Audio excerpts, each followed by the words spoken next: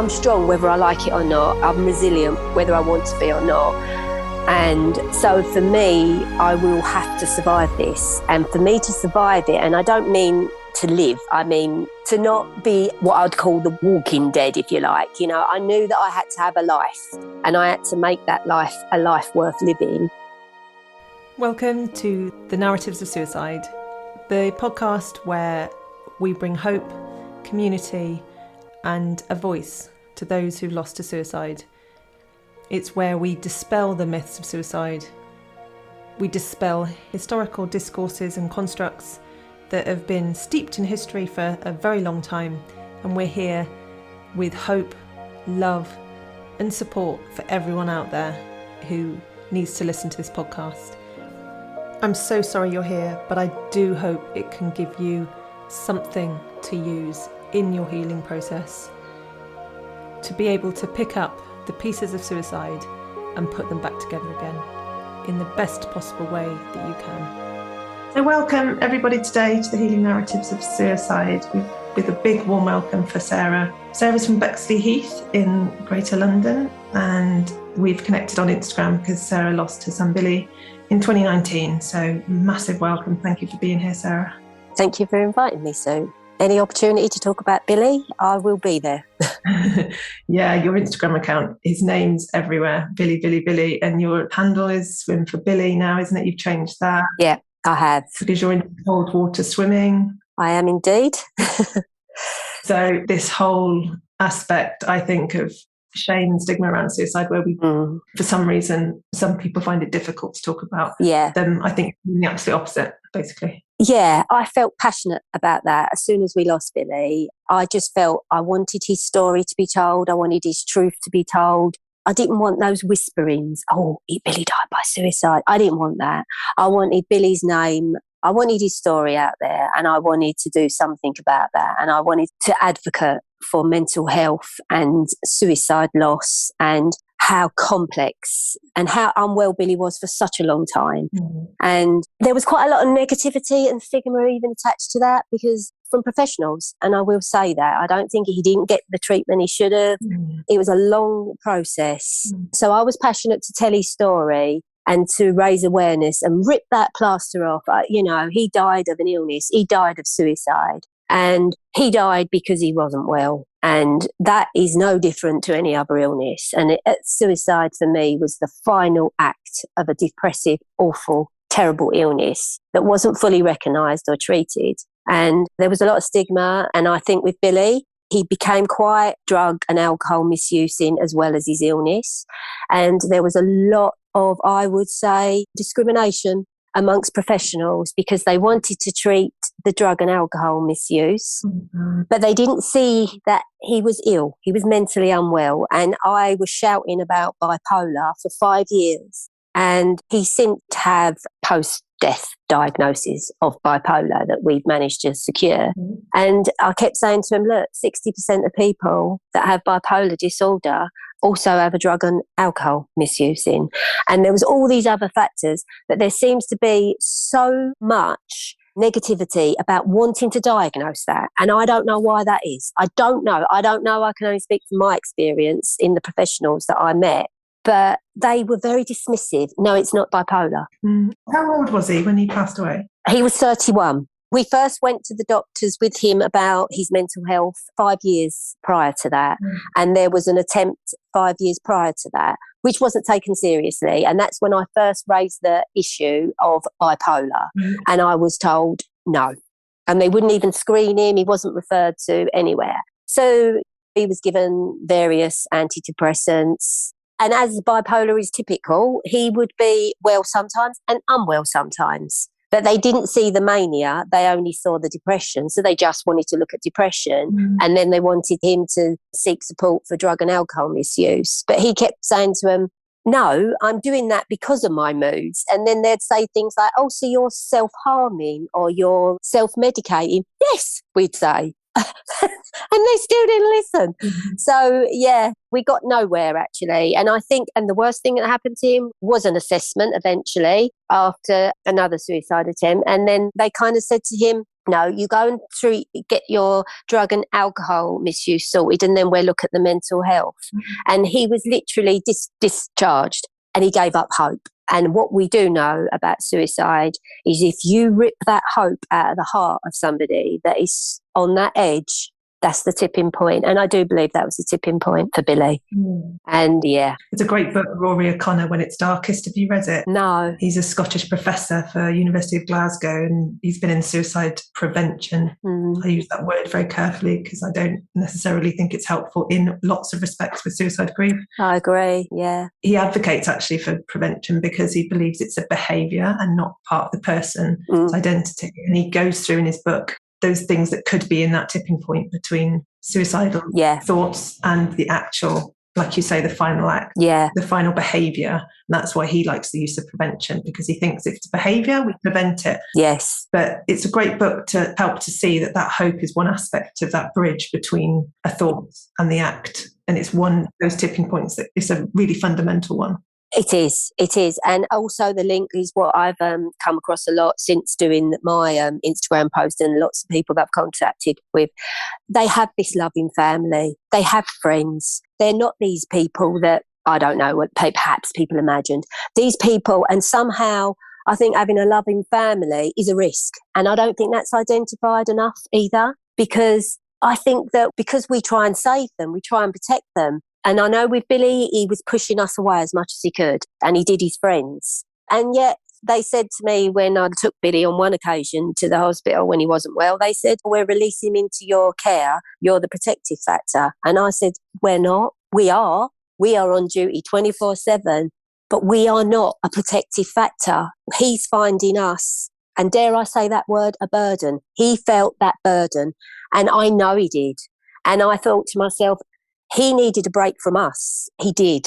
And that's what he was. Every time I took him, I think he was hoping somebody would take him in and give him a break from his family who were trying to save him.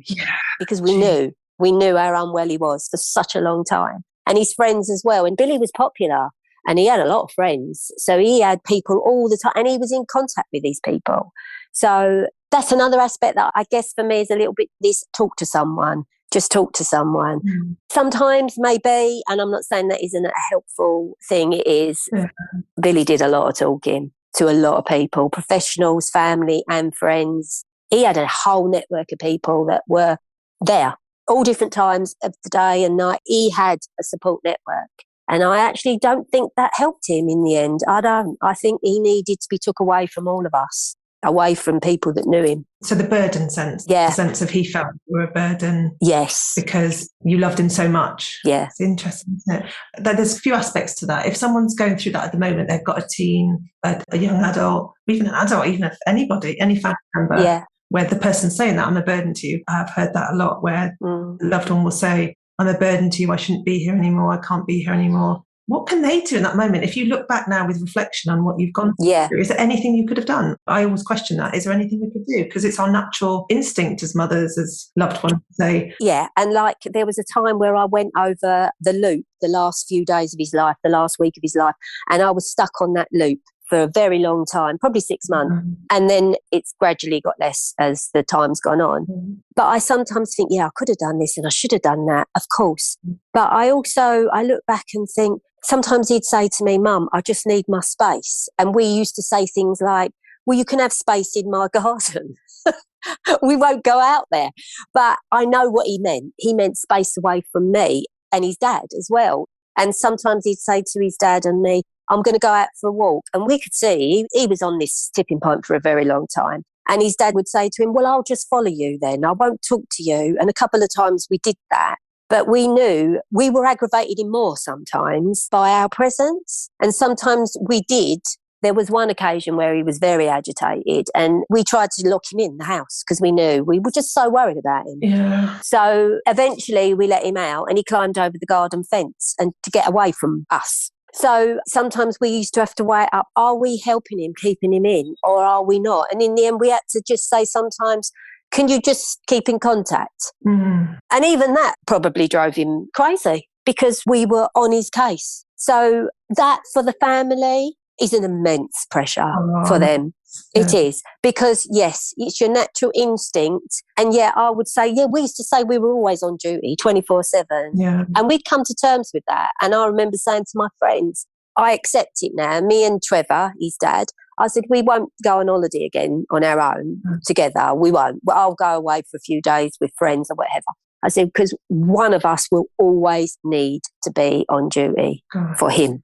And we knew that, but we'd accepted it. Wow. And we told him, and he knew that, but it didn't help him. It didn't lessen that feeling that he wanted to get away from us. He couldn't cope with the pressure he was putting on us and himself. Wow. So for the families, I have immense empathy for them. Yeah. That feel that. Yeah, especially if they've had a suicide attempt and then the professionals say, okay, we're releasing them as such, which I know is important for them to go home to their safe environment in lots of respects. Yeah, it is. But then we feel that, what do we do? What do we do? Yeah. Yeah, there's that aspect as well of what would you do? And you went over that, didn't you? You went through it in your mind. Yeah. What should I have done differently? But you said you've managed to process that. How did you process that whole, your impact? Do you know, partly that's where I think learning to become, doing my practicing to be a counsellor, doing my courses. And I think I had so much knowledge about the 5 stages of grief and about mental health and my understanding. And I think the fact that I did try and get him help. I did advocate for him. I did say that I believe he has got bipolar as well as misuse in alcohol and drugs. There was a whole bigger picture. So I think that because I'd fought so hard for him and I went to every appointment with him. I mean, Billy was married, but his marriage did break down. But it was always me that went to the appointments with him. So I was there fighting for him and he knew that. And I think processing it was just, I think I had to keep going through that loop again of what he said, what I did. And then eventually I came up with the same answers, I suppose, that I did do this. I did say that. I did try this. And in the end, I just think to myself, where else can I go with this? And I am only human. And I actually think that forgiving yourself for what you didn't know and didn't do, I had to forgive myself too. If I did make a mistake, and I'm sure I did, I probably did. He did drive me crazy at times. We were all short-tempered with him. And people with mental health illnesses are often quite not likeable. And he wasn't at times because he wasn't him. And I think it was hard. It was hard for us. So I have to think I did the best I knew how to do. And if it wasn't good enough, then I've got to accept that. And I think you have to get to that point. So you forgave yourself by looping over all the looping around. Looping it, yeah. Should I have done this? Oh, but I did do that. Should I have done this? Oh, but I did do that. Yeah. Just going over and over it. And so you were trained as a counsellor 20 years ago, so a long time ago. Long time, yeah. So you already had those kind of skills there on reflection and thinking about your own thoughts. And I did. Yeah. And I think there was a reason why I went into the counselling profession. And I remember when I went there, very naively, I remember thinking, well, I haven't got anything wrong with me. I haven't got any baggage to talk about. Little did I realise there was a whole shed load. But anyway, that's another subject. The very first one of the modules we did was called Grief and Trauma. And for some bizarre reason, and I hadn't really experienced a real personal bereavement to me at that point, but I was driven to do that module. And I remember I was so engrossed in it. And there was a part where a lot of parents had lost a child to all different things, like Warrington bombing was one, and things like that, really traumatic deaths, and how they'd gone on to become campaigners and advocates in some capacity. It was kind of either a lot of people that I realised have this, it's kind of they go on this strength driven after a death. To survive it, they have to channel it somewhere. And I found that whole thing fascinating.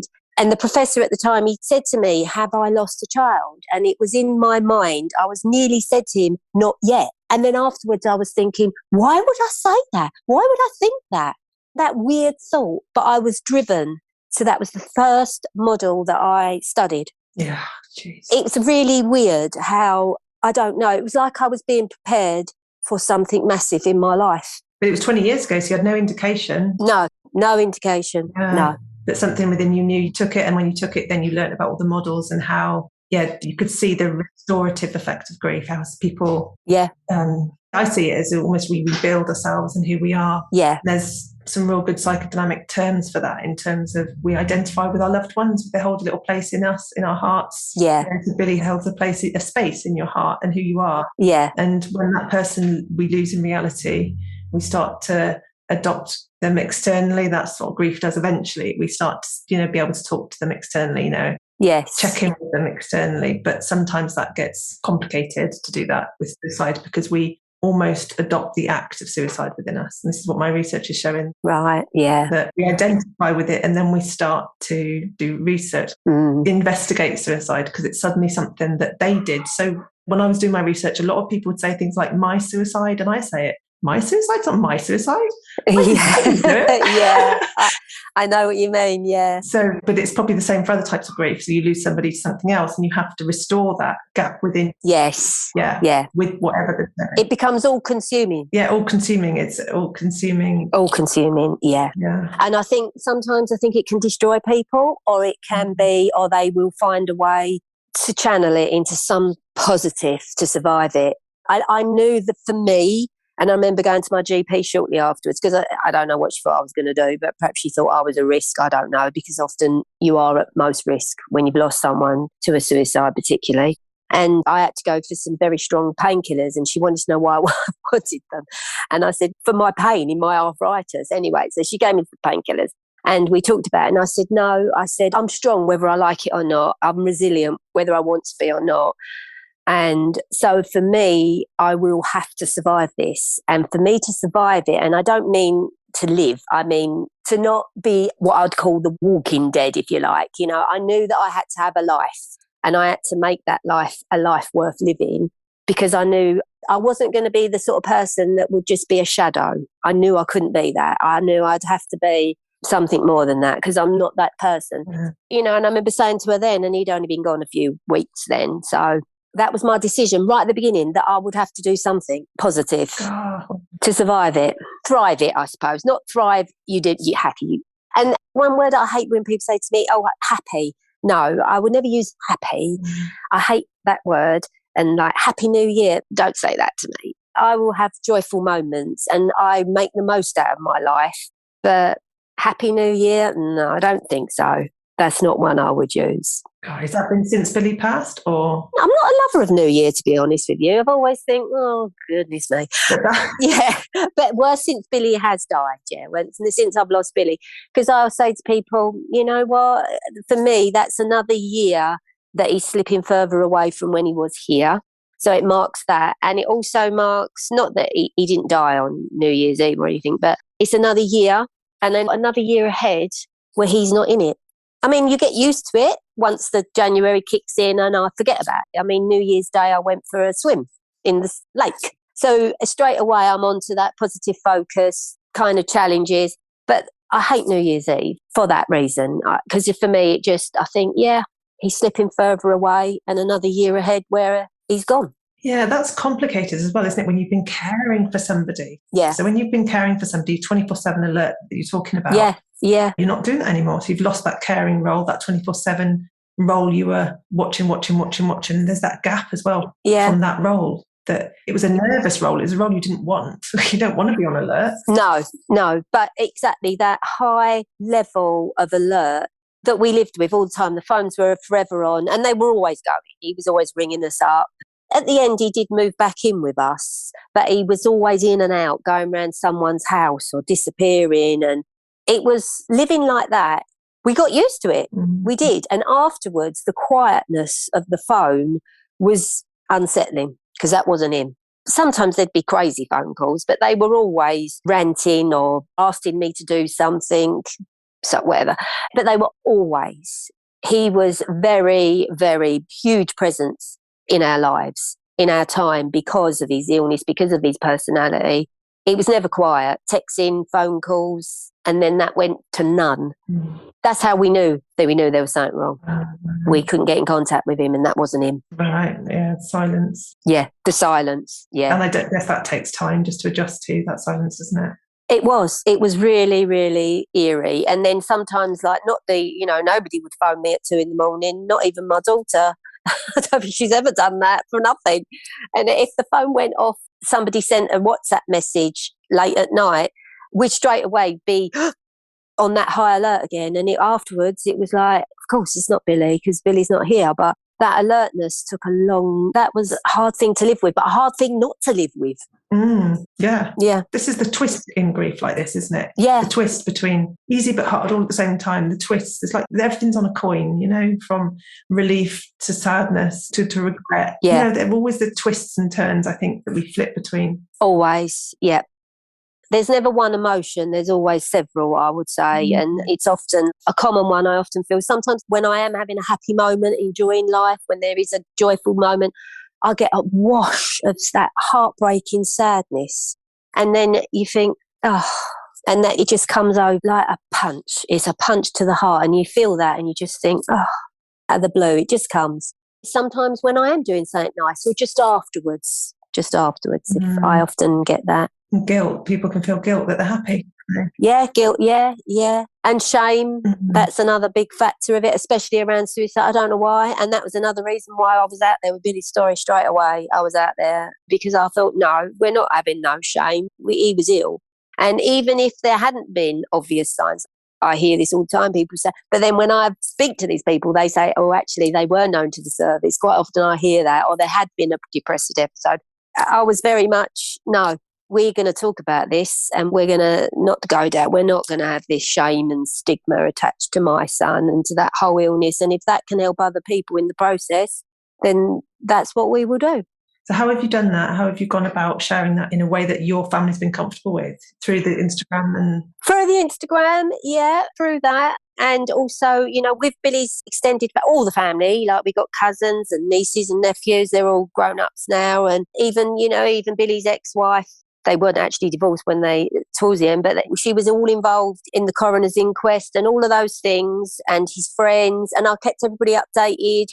And even I put complaints into the trust. Everybody knew what was going on. And I was very vocal about that and about how I believed that, yes, though he was misusing drugs and alcohol, he was very unwell. And there was even what I'd say to people, even if it was just drugs and alcohol, that's an illness. And that deserves sympathy, empathy, kindness and support. Yeah. Even if it was just that. And I'm not saying that in a flippant way because that's an evil illness. And I don't think there's enough support for addiction, full stop.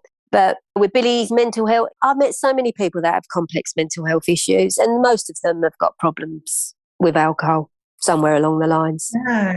Internal family systems describe it as a firefighter. We have these ways of coping with life. Underneath that is the trauma, is the upset, is the pain. Yeah. That and they're kind of exile. And then the firefighters and the managers are on top to manage everyday life. And the firefighters are the ones that kind of come out. And they come out usually as self-harm, the alcohol, the drugs. Yes, yeah. Self-harm, the eating, everything like that is the firefighter saying, I need to get through every day. And it's a way of coping, basically. Yeah. And until we recognise that, society, that when you see somebody who's using drugs and alcohol any other way, which is self-harming too. Yeah. There's something underneath that. Exactly. It has to be getting to the root of in order to heal. You can't go directly into the alcohol. No. You need to go underneath that and heal what's underneath it. Slowly, gently, encourage them to let go of the alcohol when they're ready to. Exactly. An empathic, holistic approach, which, well, there certainly isn't in this borough. I'm hoping that will change because there's been some conversations with myself and in that, and there is a court case. We are pursuing that for Billy because, it was medical negligence. And even the coroner asked them to do certain, she issued a Section 28 report, which was them to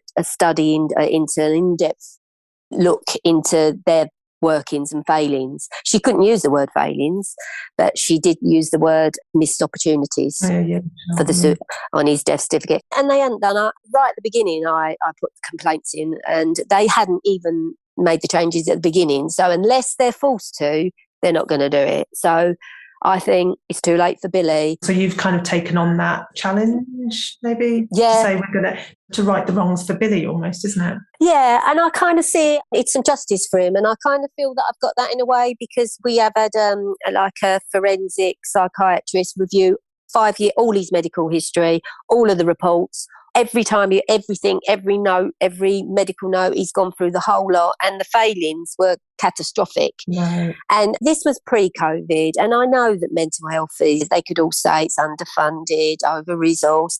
No, I'm sorry, bad practice doesn't wash with me, and that's what it was. And I work for a service that's underfunded and over, but there would be shortcomings if we did that. So when you're dealing with people, you'd be better off waiting on a longer waiting list than having somebody that's not good enough at their job. Did you have a lot of people seeing Billy then? Different people, practitioners in and out of his care? Or we had a very good GP that did fight for Billy and did really, really believe me and really was down to that. Yeah, I think there's something bigger going on. And he was wonderful, our GP. And he wanted Billy seen here, and we were going all over the place. So the GP was wonderful. We went to 2 different A&E hospitals to get him looked at, the duty psych. They were rubbish. They were absolutely very dismissive, and just basically the first one told us to go back to our GP, even though at that point I would say he was more dangerous to the public than he was to himself. So he shouldn't have been let out of their care, but they did. And the second one wasn't much better, but they weren't very good. And then we had one, what they call like mental health assessment with the crisis team, that we had to fight to get. Billy's GP fought for him to get that. They didn't even want to see him. And eventually we got the crisis team to see him. And he was seen by, I believe, a mental health nurse. But I don't know actually how much of mental health training these people have done, to be honest with you. And then she did a very inadequate assessment, went back, and a psychiatrist signed it off as discharged him and said that he had to go and get his drug and alcohol and yet he was so honest about that. And that was the irony, and that's all they heard. Right. So the people he saw were not very good at all, apart from the GP. Obviously, it depends what trust you're under. There's some wonderful practitioners out there, some amazing ones. No, there is, yeah. But it depends what trust you're with and who's within them and what the funding's like. And it's such a complicated system, isn't it? It is. But you are fighting basically to get justice for Billy because you felt that at the time he didn't have the support he needed. No, he didn't. Yeah. And it was even their attitude was very around, and I actually said it to them when I went to one meeting. I said, look, if he was here saying he was misusing cannabis and had cannabis-induced psychosis, you would be treating him. Mm-hmm. But because he's choosing a drug and an alcohol that you don't favour, you're not treating him. Isn't that discrimination? Well, yeah, it's a big thing, isn't it? It's massive. Yeah, it's massive. I can just imagine you sitting there as a mum trying to get him help, get him support, yeah. And now you're sitting on the other side of it with what's happened, and you're still fighting for that now with actual... It's almost as if now, though, you've had a forensic psychiatrist. Yeah. Now he's passed. People are listening. Yeah, they are. They're listening. But it took this... Ironically, it took a lawsuit, and it took complaint after complaint. And I told them, I said, you've picked the wrong mum because she's not going anywhere. And they went, I believe you. And I don't think they did, because I'm still doing it, and we're getting on years later. I've told them they've got to change their attitude. They've got to change their practices. And especially around this treatment of bipolar, I know it takes an average of 10 years to get a diagnosis in the UK. And I've heard that as well, but in the US and Australia, talking to people, that it's not much different there.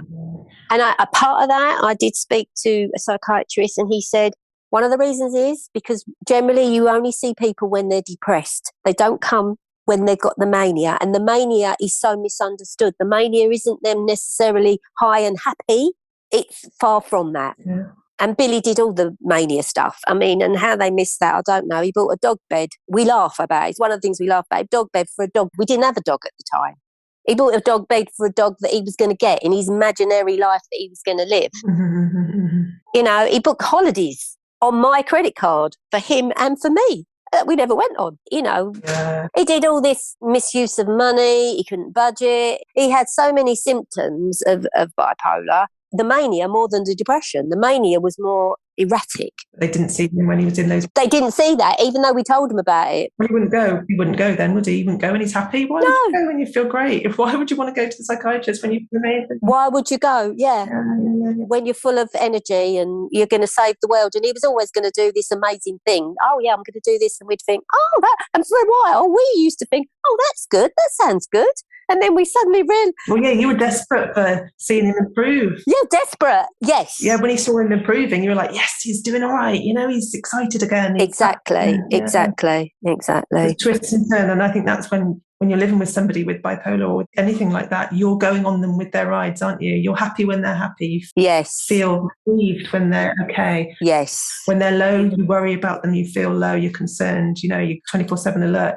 I think us carers need to learn or work out how, because it's not easy, to not go on rides with them. Stay within yourself, calm as you possibly can. I don't mean calm for them. I mean calm for yourself. Yes, yeah. There's a big difference between I'm staying calm for them to do what, but I'm staying calm for me. Yeah. Because I can't keep going on these rides with them. But it's such a hard thing to do when you love somebody. It is hard. It is, yeah.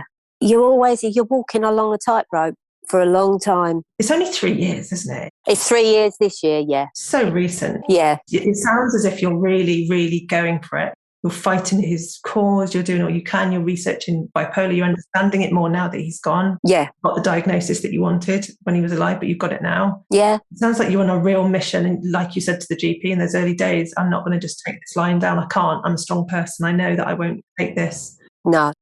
So what are you doing in the positive regard to that then, in terms of the strong person you are, the resilient person you are, directing the grief into something positive for you? For me, that is definitely the cold water swimming. Yeah. For me, that's been a lifesaver because, I think that came out of COVID because I've always been a swimmer. I've always swum in the local pool. But as everybody knows, everything closed. And then then the local Lido opened their pools, and I went there.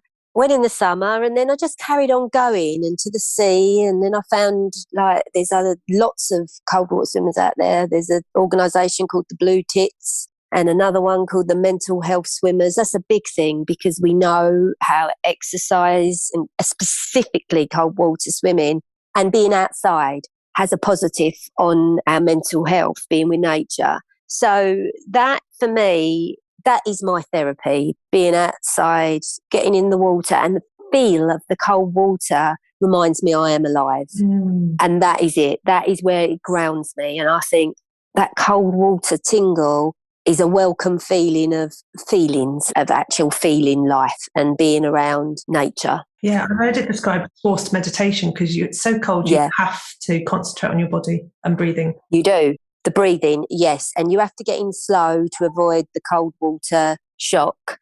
So it's all about, you breathe and you just immerse yourself into the coldness. And it is a therapy. It's a meditative, it's a relaxing, it's a strange thing. And of course, they often say is also you put your body under a lot of stress in cold water. Your body goes into survival.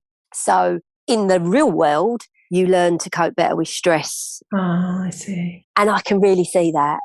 Yeah. I see. So if your body knows this is what survival life feels like, when I'm under this much intense feelings in the cold, you spill some milk and you cross. Yes. You realise that and then that's not fight or flight. Actual fight or flight is learning to breathe when your body's under that. Yeah, I see what you mean. Yeah, that's exactly it. And most definitely, I think.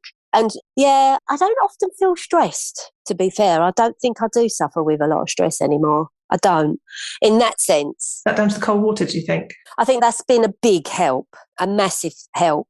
Yeah, I think so. I think that and the counselling skills and definitely the cold water. The cold water, I think I was a stress head. I would say I was. And I think that a lot of that has left me. And also going through something like losing Billy. And yet when I lost him, I was very calm though, but I knew I had to be. I knew I had to be calm because I knew that I had other people around. I had my daughter, grandchildren, and I knew I had a lot to do. Maybe probably shock, but I was immensely calm to get through. And I knew the grief would hit me later when I had time for it, and that made sense. So, and it did.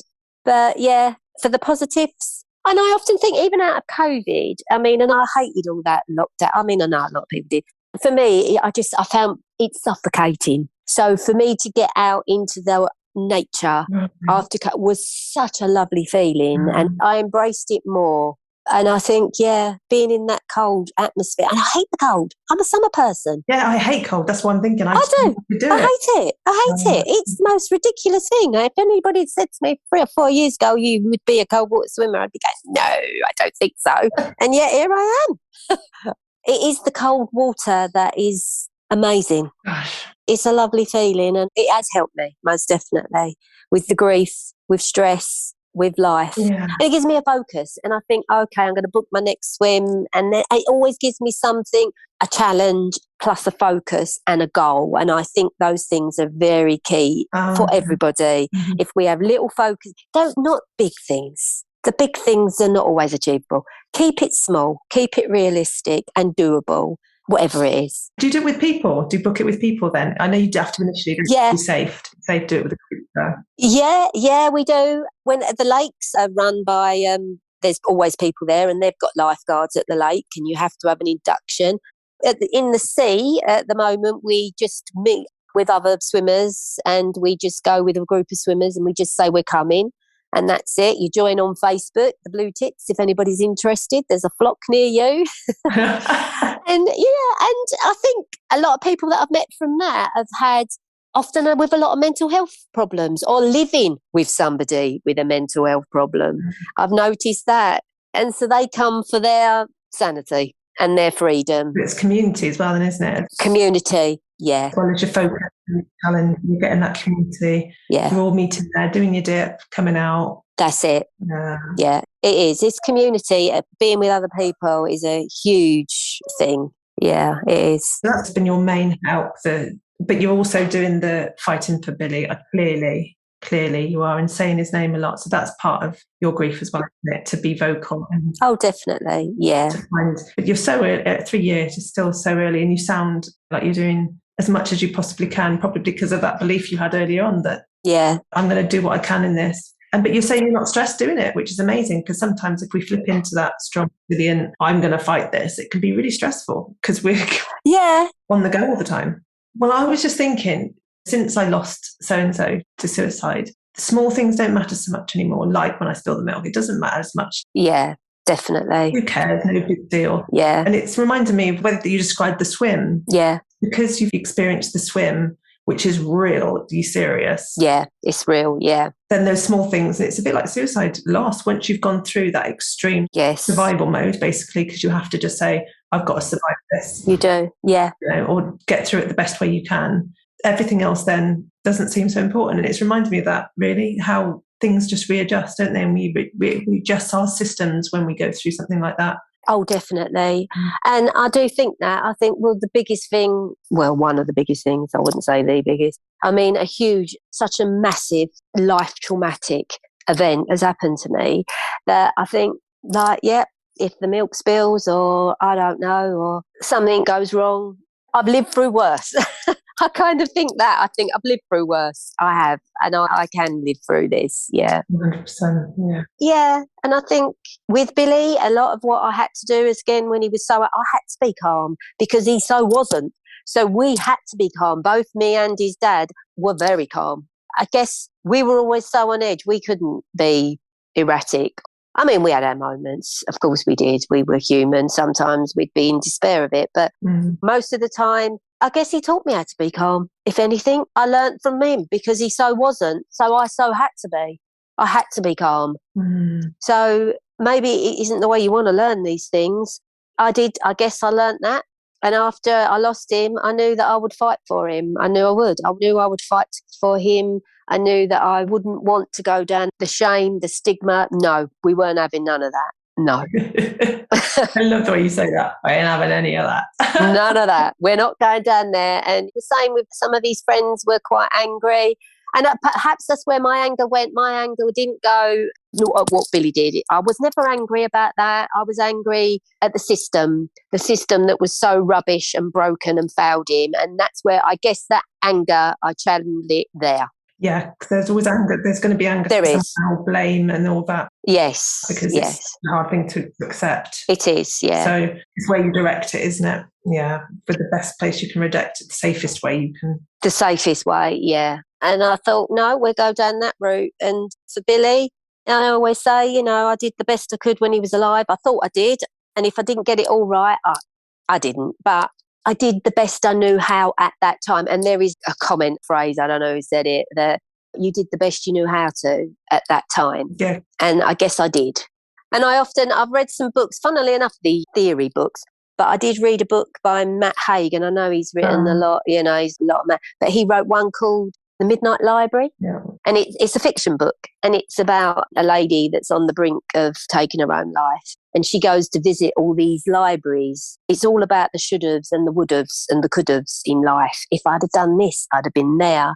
And it's a wonderful book. And more than any self-help book, that book really made me think. Because even if you thought, oh, okay, I should have done that night, I should have got up that night, I should have followed him that night, what he would have, could have, and didn't do, who knows? And it's all about that in this book, how she assumed, oh, I should have took this job. Well, maybe you'd have took that job, but it'd have been worse than that job. You don't know. Just because the should-haves and the would-haves don't necessarily mean they would have been better. And I guess that book, he masterfully wrote it. And at the end, she chooses to stay, but her life isn't fantastic fairy tale. It's just this ordinary, mundane, boring, usual life. And I loved that book so much. God, I say this all the time. If I hear myself saying should, I hear somebody else, I always pick them up on it. Just notice how often you say should. I should go to the doctors. Yeah. I should ring somebody. What if you just change that to I want to? Yeah. Or I want to. I want to ring somebody, or I don't want to ring somebody. I want to go to the doctors, or I don't want to you to go to the doctors. Yeah. Or I need to go to the doctors. It gives you more control over what you're doing and choosing what you're doing, as opposed to I should. Should usually means somebody else or something else. Yeah. Or there's an influence, societal influence saying you should go to the doctors, you should. It's not positive either, is it? A should isn't positive phrase. Mm-hmm. No, it's not. Just change it to I need to, or I want to. Yeah. Or I don't want to, if you hear should. Exactly. Yeah, exactly. How do you get through those moments that you described, when you do get the wash come over you, when you're having maybe a happy moment, a joyful moment? Yeah. And that wave comes over you of sadness. How do you cope? What do you do? Do you do anything, or do you just sit with it and allow it to run through? I sit with it. Yeah. I let it come and go. I guess for me, if there was one thing that I've never been very good at crying, I'm not a good crier, and I never have. I know that's one thing I did talk about in therapy. Why I don't cry very easily, but that's a whole nother story. Yeah, so for me, when those grief moments come, and sometimes I help them on their way, I think, I need to cry. I need to have a cry. I need to let this out. So sometimes I will look at photos or music. I will play songs that I know will trigger me. And I think, because I need to, because I can feel that wave brewing and is like the tide's turning. And I think it's time now that I acknowledge that sadness and that grief and give it that space that it deserves and let it come, because it's healthy to sit with that. I can't always be diving in gold to distract myself or live or whatever. I have to acknowledge this grief, this horrific grief, and accept that that's real too. Just like the cold water, the grief is real and it deserves to be acknowledged. I love that. I love that idea. Without guilt, without feeling that some people can feel that they're embellishing in it. If I put on songs that remind me of him, then I'm wallowing in it. No. You're putting the song on to help you process that grief. It's there anyway. It's there anyway because you miss them and you love them. So bring it on, let it run through if you need to. I did that all the time. At the same songs every night when it felt safe. Yeah. When I felt a safe place. That's it. Safe space. Kids weren't around. I was just nowhere where I could cry, and I didn't feel that I was affecting anybody else in the process. that was my way of doing it. Yeah. I love the way you put that. It's wonderful to hear that you're even in that place already, and in your counselling training and everything you've done, and help us, because your job is supporting young people now, isn't it? So you've learnt about emotions through that enough to apply them to yourself. Yeah, definitely. When I was doing my training, that's what one of the professors at the time said. He said, you will become your own counsellor. I didn't understand what he was talking about, but I do years later, And also, I remember when I went to counselling, because you probably did yourself, we had to go into counselling as part of our training. And I didn't want to do that either. I thought, I don't have any problems.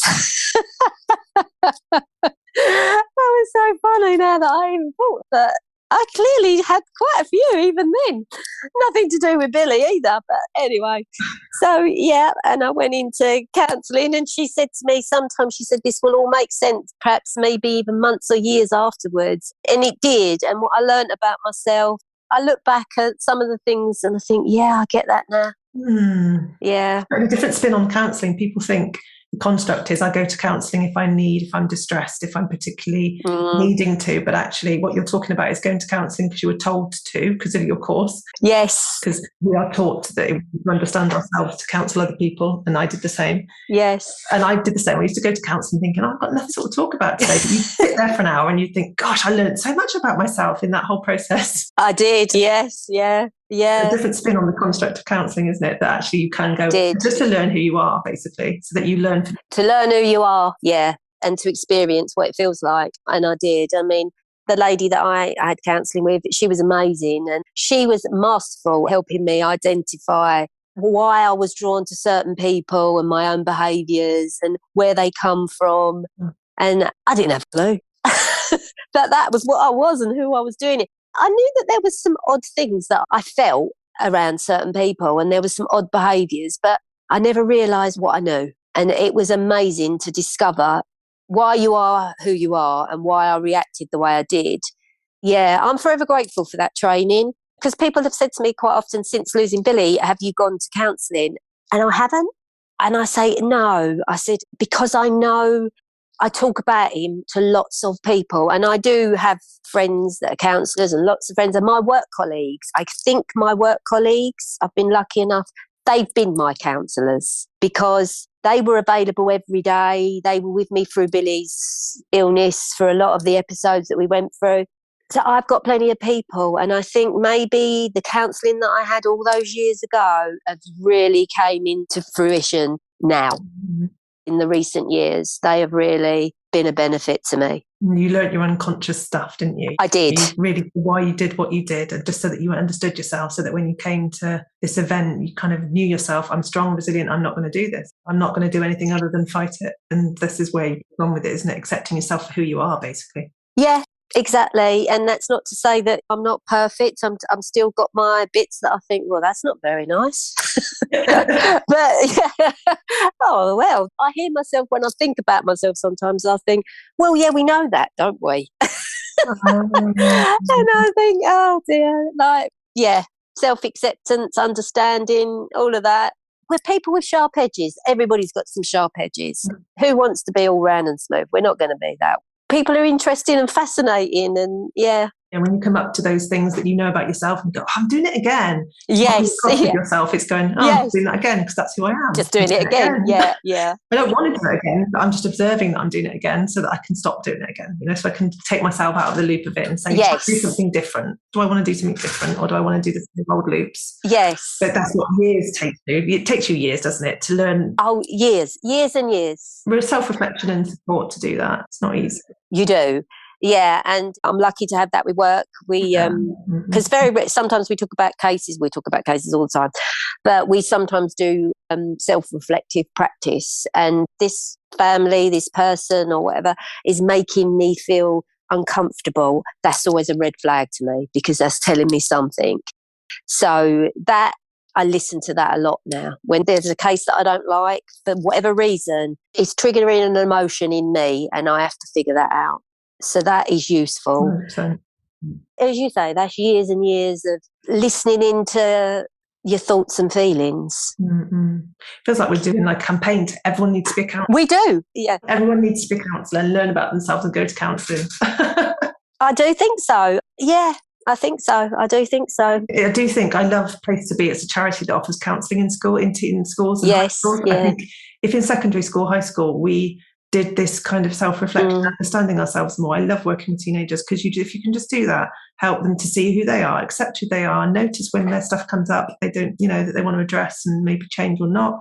it can just work forever then. Work forever. Because they're constantly going to be working on it. It will. And they've just got tools and techniques to use forever. I love being in a position where I can help teenagers do that. Definitely. And I think small groups works really well, like group therapy, even if they don't call it therapy, if they just call it support group, peer support group, because they're the places that people identify something about you that you can't see. And they're the ones, aren't they? That's the ones when I remember when I went to college and you were talking about, we used to call it community, where we'd sit in this circle and somebody would say something and I'd think, oh my goodness, they really think that.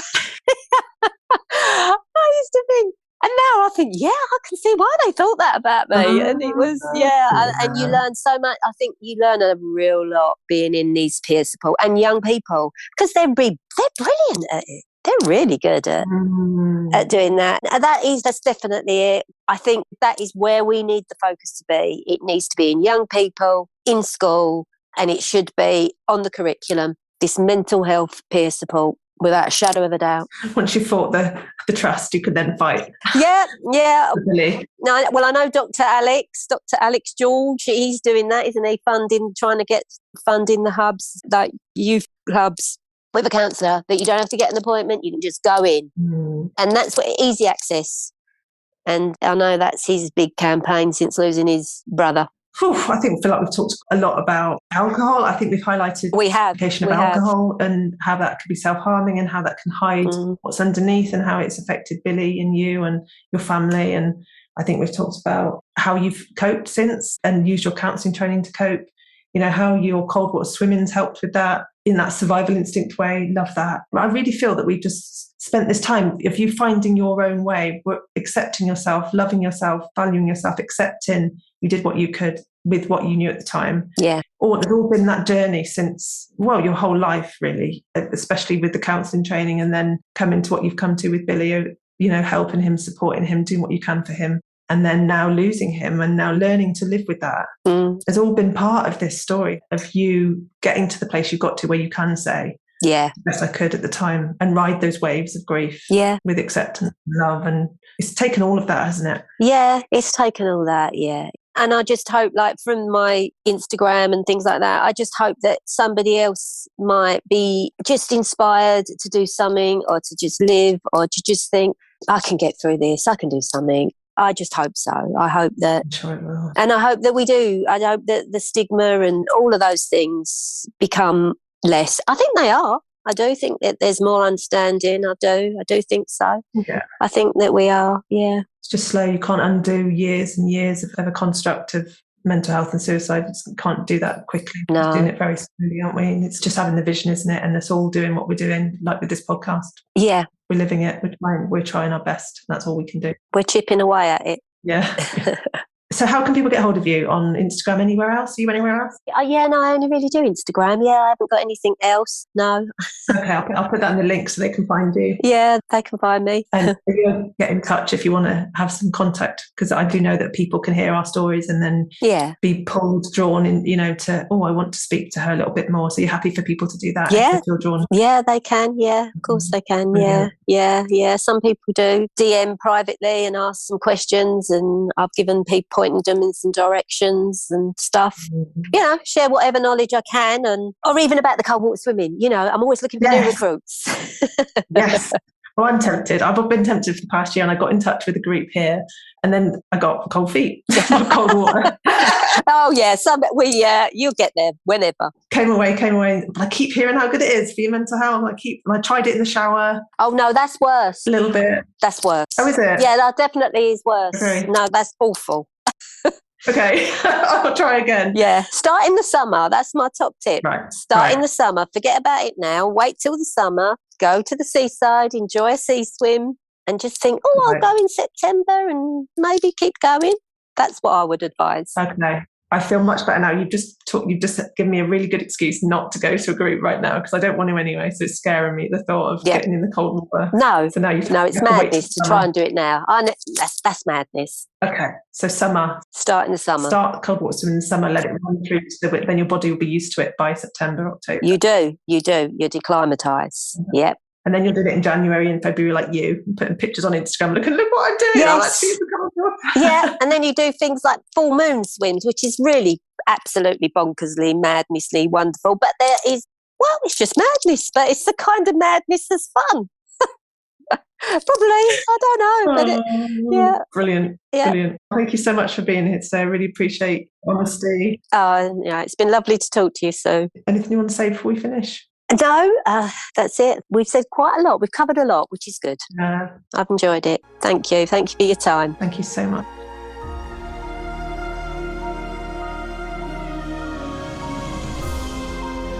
Thanks so much for joining us here today. I hope it served you and given you something for your journey with suicide. Come back and subscribe, like, do whatever you need to do on your platform to help us to raise awareness of suicide, because the more we keep saying the word, the more we can gain support for us left behind, and the more we can raise awareness of the word and how society sees it and reduce this stigma that's so attached to it. Please get in touch. You can find me on my website, suicidegriefsupport.com. I really want to hear from you. But for now, please take care of yourselves and take care of each other. And remember, we are stronger together.